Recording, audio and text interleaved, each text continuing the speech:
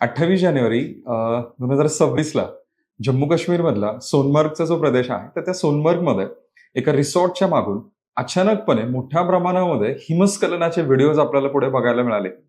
त्याच्या दुसऱ्याच दिवशी जम्मू काश्मीरमध्येच किश्तवार नावाचा जो डिस्ट्रिक्ट आहे, तिथे सुद्धा सेम गोष्ट, सेम अवलांचेस किंवा हिमस्खलन आपल्याला दिसलं. ह्या 2 दिवसांमध्ये जर पाहिलं तर त्या आजूबाजूच्या प्रदेशामध्ये मोठ्या प्रमाणामध्ये हा जो बर्फ आहे, हा आजूबाजूच्या एरियामध्ये पसरला. त्याच्यामुळे रस्ते असतील किंवा रेल्वे मार्ग असतील, फॉर दॅट सेक एअरपोर्ट्स वगैरे जे आहे, श्रीनगरचं एअरपोर्ट वगैरे, तर हे काही काळासाठी आपल्याला बंद करावं लागलेलं. तर आता हे जे हिमस्खलन असतं, तर हे हिमस्खलन म्हणजे काय किंवा अवलांचेस आपण त्याला म्हणतो. सो हे अवलांचेस एक्झॅक्टली असतात काय? तर ह्याच्या बाबतीमध्ये आज आपण डिस्कशन करूया. आता हिमस्खलन म्हणजे काय, की डोंगराळ भागामध्ये किंवा पर्वतीय प्रदेशामध्ये मुख्यत्वे आपल्याकडे हिमालयामध्ये, भारतामध्ये जेव्हा उतारानुसार बर्फ किंवा बर्फासोबत खडकांचे तुकडे किंवा जे स्नो किंवा हिम आहे, तर ते जेव्हा वेगाने खाली कोसळत येतं, तर त्याला आपण हिमस्खलन असं म्हणतो. हिमस्खलन हे मुख्यत्वे ग्रॅव्हिटेशनल फोर्स आणि जो शिअर फोर्स आहे किंवा जो ताण निर्माण होतो बर्फामध्ये, वजन पडत राहतं. जेव्हा हिमवृष्टी होत असते, हिमवृष्टी होत असताना तो बर्फ उतारावरती असा साचत साचत जातो, त्याचं वजन वाढत राहतं. त्या वजनाचा खाली पडणारा जमिनीवरचा ताण आणि ग्रॅव्हिटेशनल फोर्स या दोन्हीचं कॉम्बिनेशन काय असेल, तर ते आहे हिमस्खलन.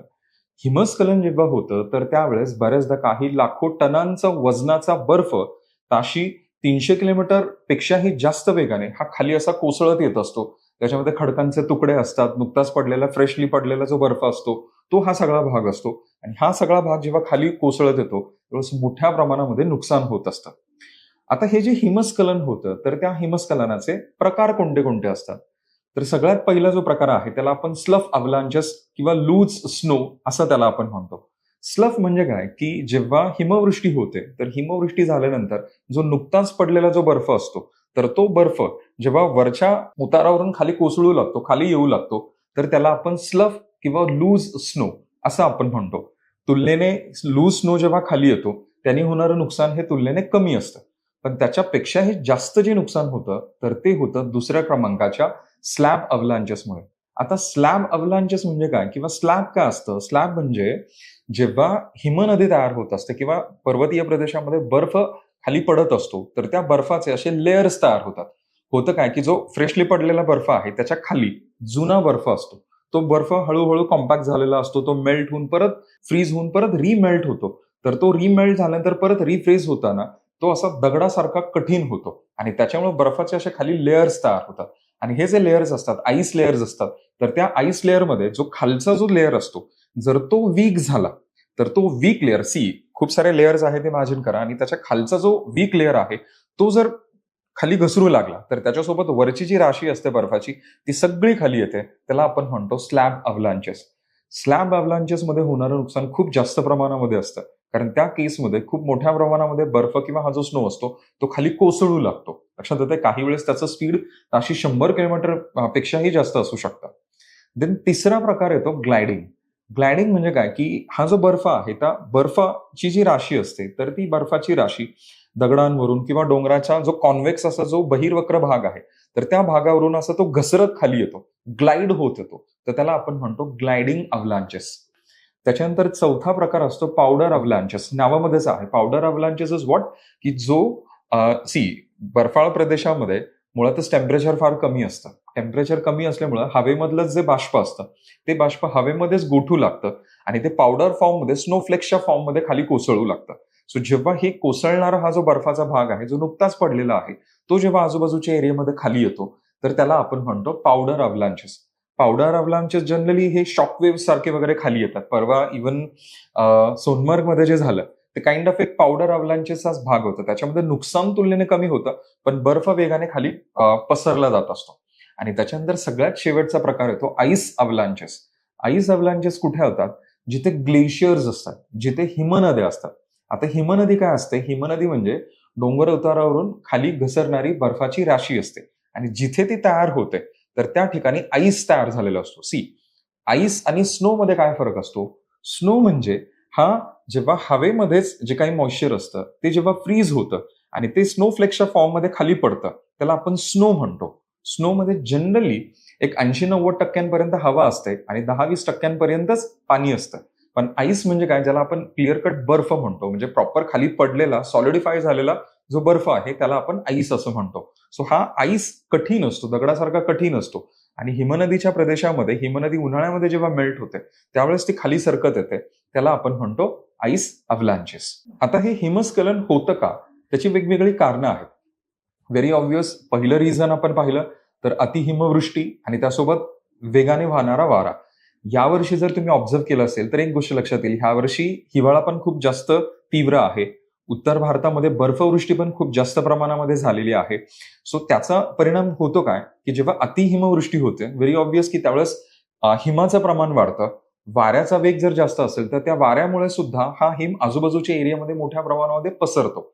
जनरली होतं काय, की आपल्याकडे अ, नोव्हेंबर डिसेंबर पासून ते जानेवारी फेब्रुवारी पर्यंत हा विंटर सीझन असतो आणि विंटर सीझन मध्ये हिमवृष्टी झाल्यानंतर जो पुढे जाऊन वसंत ऋतू सुरू होतो. आता हळूहळू बघा टेम्परेचर पुढे वाढू लागेल. जेव्हा हा वसंत ऋतू सेट होतो तर त्यावेळेस जो पडलेला बर्फ आहे तर तो मेल्ट व्हायला लागतो आणि मेल्ट झालेला जो बर्फ आहे तर तो लुब्रिकेशनचं काम करतो आणि त्यामुळं बर्फाची राशी ही वेगाने खाली कोसळू लागते.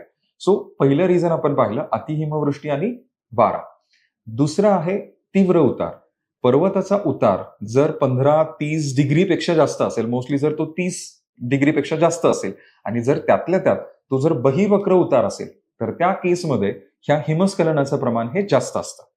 त्याच्यानंतर तिसरं आहे बर्फाचं गोठणं आणि वितळणं. डोंगराळ भागामध्ये किंवा हिमालयासारख्या प्रदेशामध्ये जर तुम्ही पाहिलं तर दिवसा बर्फ वितळत असतो, रात्रीच्या वेळेस टेम्परेचर ड्रॉप झाल्यामुळे तो पुन्हा रिफ्रीज होत असतो. हे जर वारंवार होऊ लागलं तर त्या केसमध्ये काय होतं, की बर्फाचा जो खालचा लेअर आहे तर तो वीक व्हायला लागतो. हिमनदीच्या खालचा लेअर वीक होतो आणि खालचा लेअर जर वीक झाला तर त्याच्या वरचं वजन त्याला सहन होत नाही आणि तो सगळा भाग खाली ओघळून येतो. हे जर कॉमन रिझन जर तुम्ही पाहिलं तर आजकाल आपल्याला एक गोष्ट जाणवते, की जे वाढणारं टेम्परेचर आहे पृथ्वीचं, ज्याला आपण ग्लोबल वॉर्मिंग असं म्हणतो किंवा क्लायमेट चेंज असंही आपण म्हणतो, तर त्याचं सुद्धा इथे थेट आपल्याला मेन्शन करता येतं.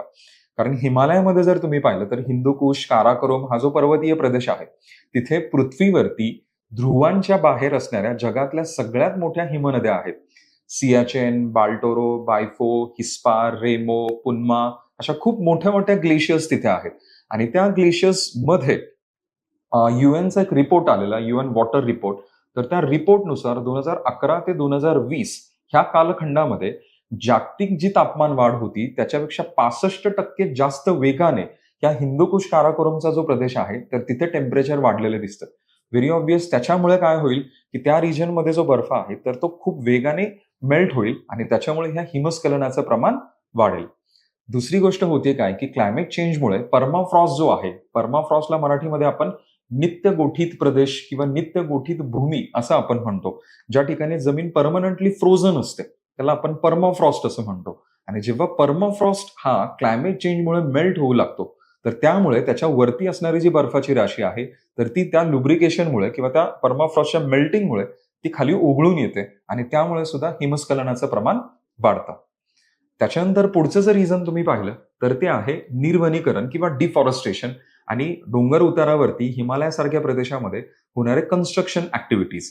खाणकाम असेल, कन्स्ट्रक्शन असेल किंवा डिफॉरेस्टेशन असेल तर त्याच्यामुळे काय होतं, की जमिनीची वरचा जो लेअर आहे, जो मातीचा लेअर असतो तो लूज होतो आणि मातीचा लेअर एकदा लूज झाला की तो जास्त बर्फ सहन करू शकत नाही किंवा बर्फाचं वजन सहन करू शकत नाही आणि त्यामुळे तो भाग खाली असा कोसळून येतो. त्याच्यानंतर पुढचं रिझन आहे भूकंप आणि वेगवेगळ्या प्रकारची जमिनीमध्ये निर्माण होणारी कंपनं. मग ते कन्स्ट्रक्शन ऍक्टिव्हिटीजमुळे असेल किंवा खाणकामामुळे असेल किंवा इन्फ्रास्ट्रक्चरचे जे आपण मोठे मोठे प्रोजेक्ट्स तिथे करतोय त्याच्यामुळे निर्माण होणारं कंपनं असतील. सो ह्या भूकंपामुळे किंवा जमिनीच्या इतर कारणांमुळे, मानवी कारणांमुळे होणाऱ्या जी कंपनं आहेत तर त्याच्यामुळे सुद्धा आपल्याला हिमस्खलन झालेलं दिसतं. आणि त्याच्यानंतर सगळ्यात शेवटचा मुद्दा येतो मानवी क्रिया.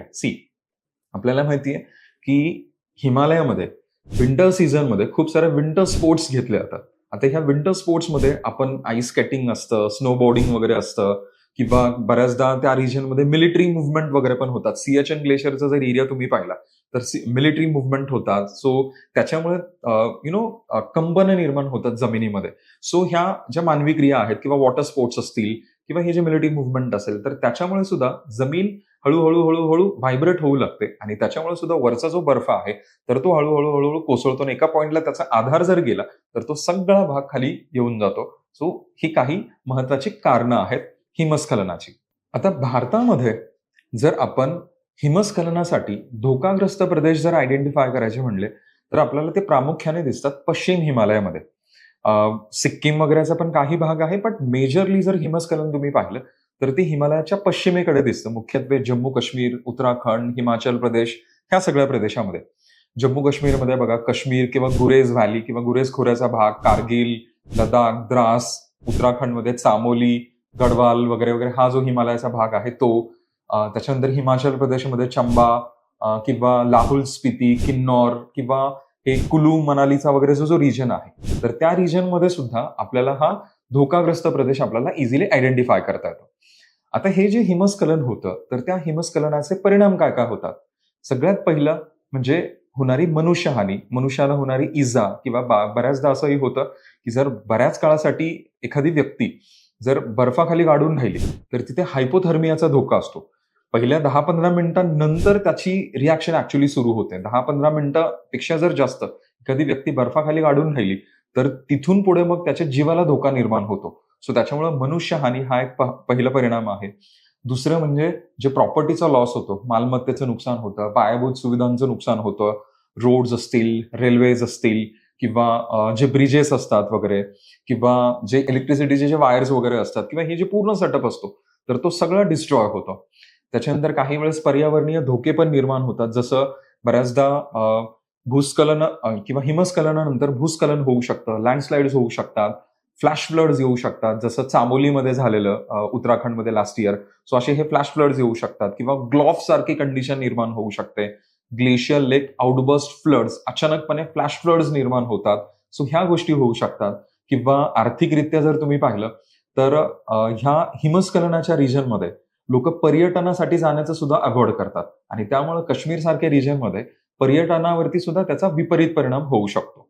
मग आता हे जे हिमस्खलन आहे तर ह्या हिमस्खलनाला रोखण्यासाठी आपल्याकडे काय उपाययोजना आहेत? रोखण्यासाठी म्हणण्यापेक्षा त्याला कोप अप करण्यासाठी आपल्याकडे काय योजना आहेत? सगळ्यात पहिली म्हणजे आपण अर्ली वॉर्निंग सिस्टम लावू शकतो. जी पूर्वसूचना प्रणाली आहे तर ती प्रणाली आपण वापरू शकतो. मग त्याच्यामध्ये आर्टिफिशियल इंटेलिजन्स असेल किंवा IoT आहे, इंटरनेट ऑन थिंग्स किंवा मशीन लर्निंग असेल किंवा डॉपलर रडार्स असतील, तर ह्या सगळ्यांच्या मदतीनं आपण प्रेडिक्शन्स करू शकतो की कुठला एरिया हा जास्त अवलांचेस प्रोन आहे किंवा जिथे जास्त प्रमाणामध्ये हे अवलांचेसचा किंवा हिमस्खलनाचा धोका आहे. तर ह्या रिजनमध्ये आपण ह्या सगळ्या टेक्नॉलॉजीच्या मदतीनं आपण प्रेडिक्शन्स करू शकतो. हा पहिला भाग झाला. दुसरं म्हणजे हिमस्खलन रोधी रस्ते तयार करणं, बोगदे तयार करणं किंवा जे काही क्लायमेट रेझिलियंट इन्फ्रास्ट्रक्चरचे प्रोजेक्ट्स आहेत तर त्या रिजनमध्ये आपण अशा पद्धतीने तिथे ते उभारू शकतो. म्हणजे ज्या रिजनमध्ये हिमस्खलनाचा धोका आहे तर त्या रिजनमध्ये रस्ते तयार करतानाच त्याच्यामध्ये वरच्या भागामध्ये बॅरियर्स टाकणं किंवा डिफ्लेक्टर्स टाकणं किंवा आता ह्याचं क्लासिक एक्झाम्पल जर तुम्ही पाहिलं तर अटल टनेल आहे बघा मनालीच्या रिजनमध्ये. तर त्या अटल टनेलच्या कन्स्ट्रक्शनच्या वेळेस आपण त्या बोगद्याच्या वरच्या भागामध्ये आपण डिफ्लेक्टर्स टाकलेले आहेत. वरून येणारा जो बर्फ आहे तर तो आजूबाजूच्या एरियामध्ये तो असा डिफ्लेक्ट केला जातो. सो अशा काही उपाययोजना आपण करू शकतो. किंवा जिथे खूप जास्त तीव्र स्लोप आहे तर तो स्लोप आपण ब्रेक करू शकतो. त्या उतारामध्ये आपण मॉडिफिकेशन करू शकतो. तिथे टेरेसिंग करतात. तर टेरेसिंग म्हणजे काय, त्याला मराठीमध्ये मजगीकरण म्हणतात. मजगीकरण म्हणजे काय की जो एकूण उतार असतो तसं पायऱ्यांच्या फॉर्ममध्ये ब्रेक करणं.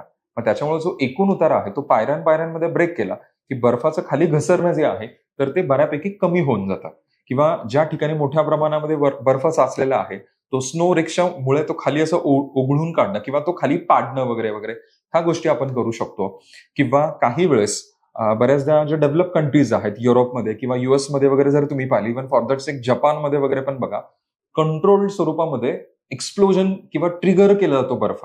म्हणजे काय केलं जातं की जर एखाद्या ठिकाणी मोठ्या प्रमाणामध्ये बर्फ जर साचत असेल तर वरचा जो लूज बर्फ आहे तर तो एक्सप्लोजन, छोटे छोटे एक्सप्लोजन्स करून तो वरचा बर्फ खाली काढून टाकला जातो की जेणेकरून मोठं जे हिमस्खलन होणार आहे तर ते रोखलं जातं. मग बऱ्याचदा ह्याच्यामध्ये हेलिकॉप्टर बॉम्बिंग पण करतात की हेलिकॉप्टर्स मधून छोटे छोटे बॉम्ब्स टाकले जातात आणि तो रिजन डिस्टर्ब केला जातो आणि त्याच्यावरती जो साचलेला बर्फ आहे तर तो खाली ओघळून काढला जातो किंवा खाली ढकलला जातो. याच्यानंतर पुढे जर तुम्ही पाहिलं तर हे जे अव्हलांचेस प्रोन एरियाज आहेत, तर तिथे आपण झोनिंग करू शकतो. म्हणजे जो धोकाग्रस्त प्रदेश आहे, तर त्याला रेड टॅग दिला जातो. कमी धोक्याच्या प्रदेशाला ब्लू टॅग दिला जातो. सगळ्यात कमी जो धोका असतो त्याला येलो टॅग दिला जातो. जनरली जो रेड टॅगचा जो रिजन असतो, तर त्या रिजनमध्ये अव्हलांचेचा धोका खूप जास्त असतो. अशा ठिकाणी बर्फाचा जर इम्पॅक्ट तुम्ही पाहिला, जर त्याचा जर प्रभाव तुम्ही पाहिला किंवा त्याचा जर इम्पॅक्ट पाहिला, तर तो पर स्क्वेअर मीटरला 3 टनांपेक्षाही जास्त असू शकतो. मग असे जे रेड झोन्स असतात, तर त्या रेड झोन्समध्ये कन्स्ट्रक्शनला परवानगी दिली जात नाही. जे ब्ल्यू झोन्स असतात, तिथे हा इम्पॅक्ट 3 टन पर स्क्वेअर मीटरपेक्षाही कमी असतो. मग अशा ठिकाणी सिलेक्टिव्हली परमिशन दिली जाते आणि काही वेळेस तुम्हाला अचानक वॉर्निंग्स पण दिले जाऊ शकतात. मग वॉर्निंग जेव्हा दिली जाते, त्यावेळेस तो रिजन तुम्हाला व्हेकेट करावा लागतो किंवा तो खाली करावा लागतो. येलो झोन जे असतात, जनरली इथे कुठल्याही प्रकारचे वॉर्निंग्स वगैरे नसतात. बऱ्यापैकी हा सेफ झोन असतो, पण तिथे चान्सेस असतात अव्हलांचेस होण्याचे. सो अशा पद्धतीने आपण झोनिंग करू शकतो आणि ह्या तीनही झोनमध्ये जो काही भूवापर आपण करतो, तर त्या भूवापरावरती आपल्याला निर्बंध टाकता येतात. त्याच्यानंतर पुढे त्या रिजनमध्ये राहणारी जी लोकं आहेत, तर त्या लोकांना आपण ट्रेनिंग देऊ शकतो, की बाबा एक्झॅक्टली जेव्हा हिमस्खलन होईल, तर त्या हिमस्खलनामधून आपण सर्व्हाइव्ह कसं करायचे, त्याचे टेक्निक्स लोकांना शिकवले जातात. त्याच्या बाबतीत लोकांना ट्रेनिंग केलं जातं. तिथे अवेअरनेस दिला जातो. दुसरी गोष्ट जो अव्हलांचेस प्रोन रिजन आहे, की जिथे वारंवार हिमस्खलन होतं, तर अशा रिजनवरती कंटिन्युअसली आपण सॅटेलाइट थ्रू मॉनिटरिंग करू शकतो आणि रिअल टाईमचा डेटा आपण त्या रिजनमधून घेऊन त्याच्यावरती ॲक्शन घेऊ शकतो. आणि सगळ्यात शेवटी जरी एखाद्या रिजनमध्ये हिमस्खलन झालं, तरी त्याच्यानंतर ज्या काही वेगवेगळ्या गव्हर्नमेंटच्या एजन्सीज सुटकेसाठी किंवा रिलीफ किंवा आपत्ती निवारणासाठी येतात, तर त्यांच्यामध्ये कंटिन्युअसली कोऑर्डिनेशन असणं गरजेचं आहे. एनडीएमए किंवा नॅशनल डिझास्टर मॅनेजमेंट ऑथॉरिटी किंवा एनडीआरएफ आहे, नॅशनल डिझास्टर रिलीफ फोर्स आहे. तसंच एसडीएमए आहे किंवा बॉर्डर रोड ऑर्गनायझेशन आहे, आयटीबीपी आहे, आपली मिलिटरी आहे. तर ह्या ज्या काही वेगवेगळ्या एजन्सीज रिलीफ मेजरमेंटसाठी येत असतात, तर त्यांच्यामध्ये कॉपरेशन असणं हे अत्यंत गरजेची गोष्ट आहे.